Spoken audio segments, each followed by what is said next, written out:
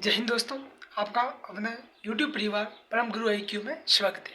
दोस्तों, आज मैं लेकर वीडियो आया हूँ कि शाह गोवर्धन लाल काबरा कॉलेज की जो इंटर्नशिप डायरी है वो कैसे भरे, उसके बारे में मैं वीडियो बाय वीडियो आपको देता रहूँगा।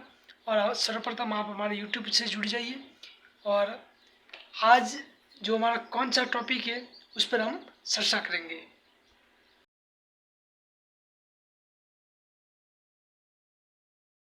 दोस्तों, इस सेट आपको सामुदायिक सेवा दिखाई दे रहा है।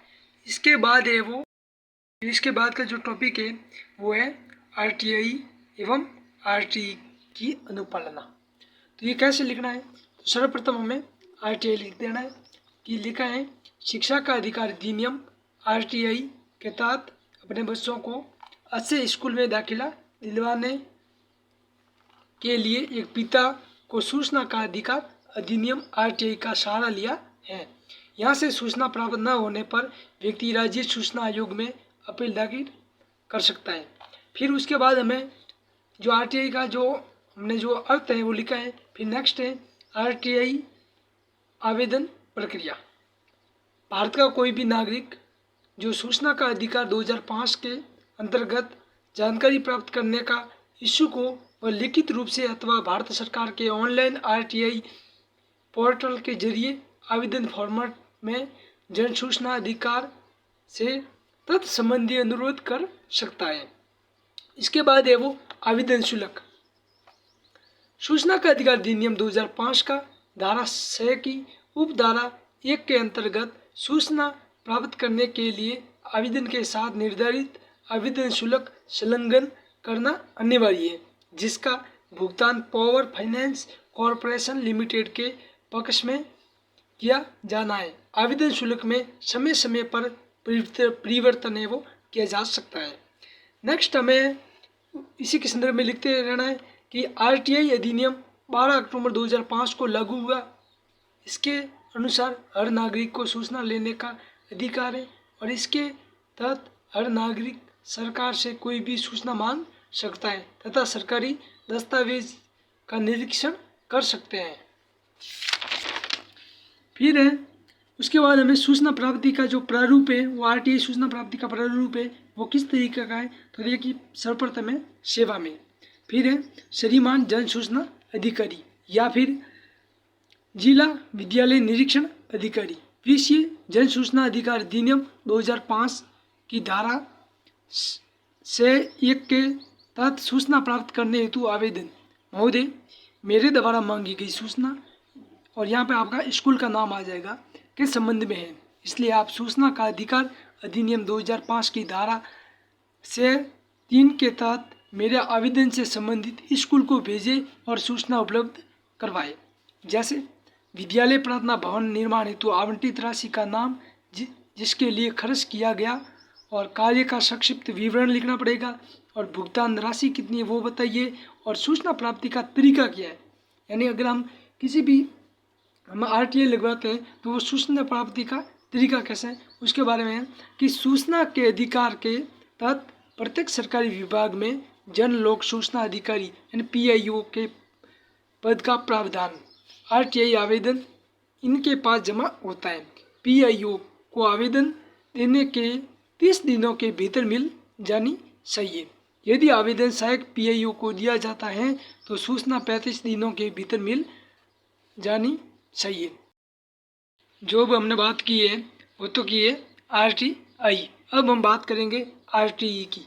तो नेक्स्ट पेज पे है यह है RTE। भारत के संविधान में आर्टिकल 21A को यानी कोष्टक में लिख देना 66वां संविधान संशोधन 2002 सम्मिलित किया गया। इसके अंतर्गत 6 से 14 वर्ष तक के सभी बच्चों को निःशुल्क और अनिवार्य शिक्षा का प्रावधान है। यहाँ निःशुल्क और अनिवार्य शिक्षा से तात्पर्य है कि 6 से 14 वर्ष तक के सभी बच्चों के अभिभावकों से किसी भी प्रकार की फीस नहीं वसूली जाएगी। नेक्स्ट है RT यानी पात्रता क्या है। पहली पात्रता है वो आवेदन राजस्थान का निवासी हो।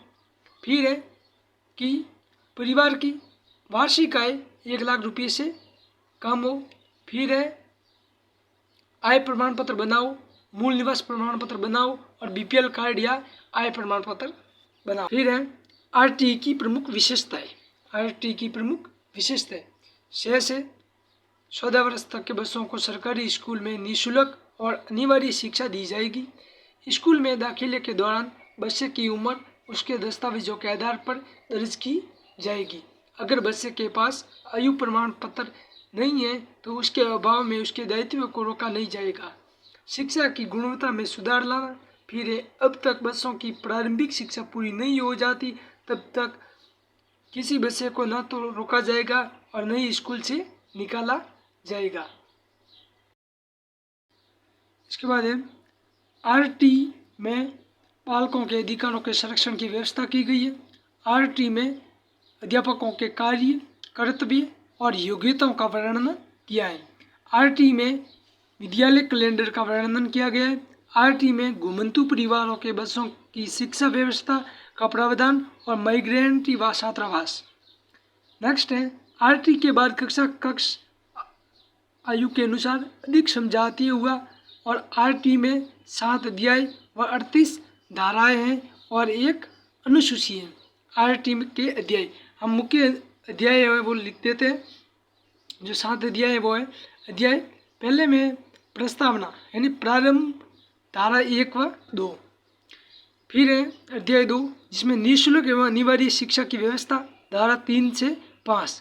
अध्याय से समुचित सरकार, स्थानीय प्राधिकारी और माता पिता का कर्तव्य धारा 6 से 14। फिर है अध्याय 4 विद्यालय और अध्यापकों के दायित्व धारा 12 से 28।